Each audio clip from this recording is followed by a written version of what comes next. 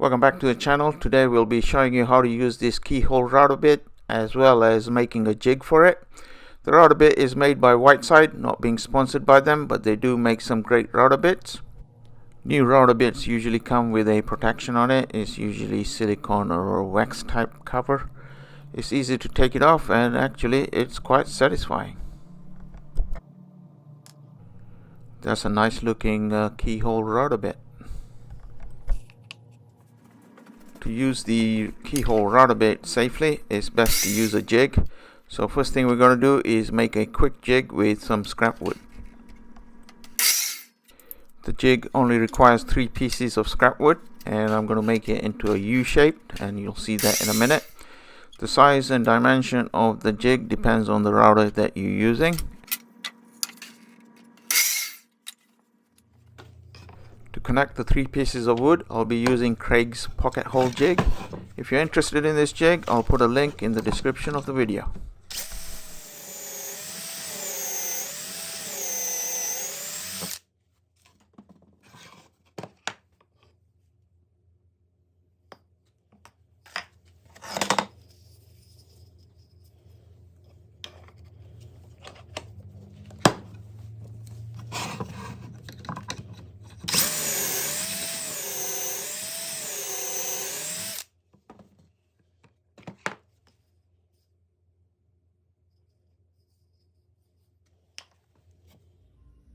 With the pocket holes drilled, we are ready to assemble the jig. I'll be using some super glue CA glue to temporarily connect the pieces and then come back and screw them together.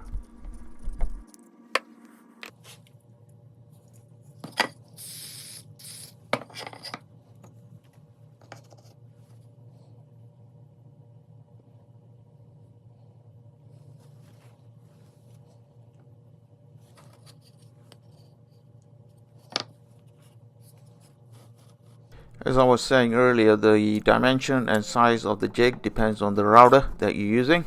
I'm using a Bosch palm router, and I'm going to use the base of the router to accurately get the spacing between the 2 vertical pieces of the jig.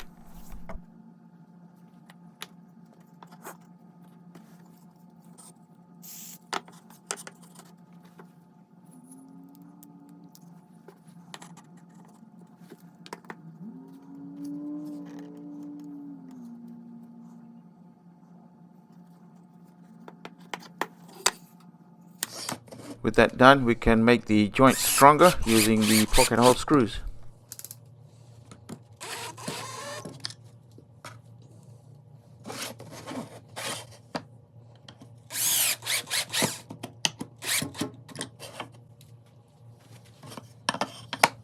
And that's all there is to it. It's really a nice simple jig and it's ready to use. Before we use it, I'm going to check the fit. Make sure there's no slop, as well as the base moves smoothly between the gap, and that looks good. Again, here's the keyhole router bit. As I said before, it's a nice looking bit. I'll be using a Bosch palm router. As always, make sure the router is not plugged in when you are inserting or removing router bits.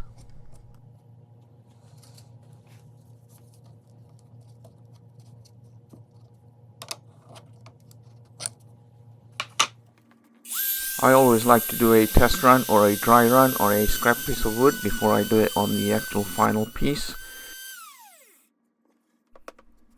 And that actually came out quite nice. Very happy with that. Nice clean cut, and the keyhole looks pretty good. So now we can do the same on the final piece.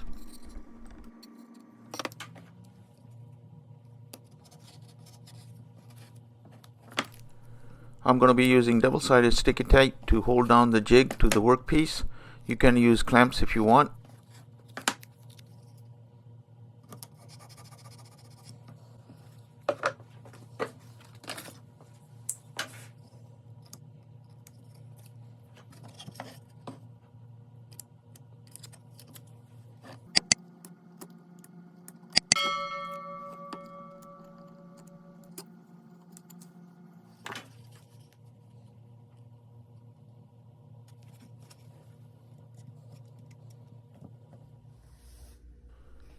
I have put markers on the jig. There is a center marker on the jig that I can line up with the workpiece, as well as a stop marker on the jig, and that stop marker is for the router. When I'm pushing it through, I know when to stop.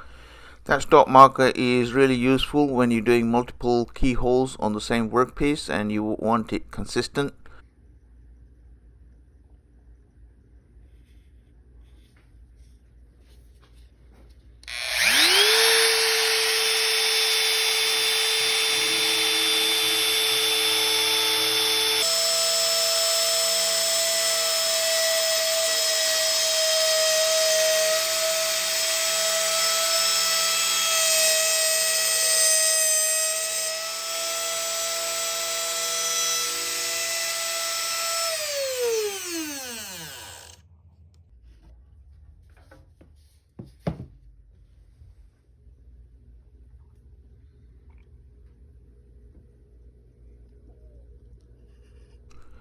Again, nice clean keyhole, very happy with that, and just test it out before I do the same on the other side of the workpiece.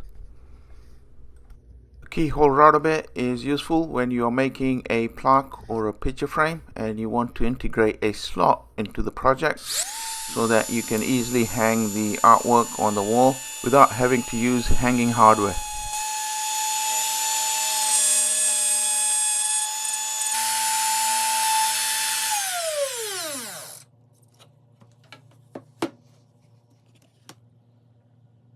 As always, if you are enjoying the content, then please think of subscribing to the channel, as well as leaving a like and a comment on this video and sharing it with your friends. Thanks as always, and we'll see you again soon.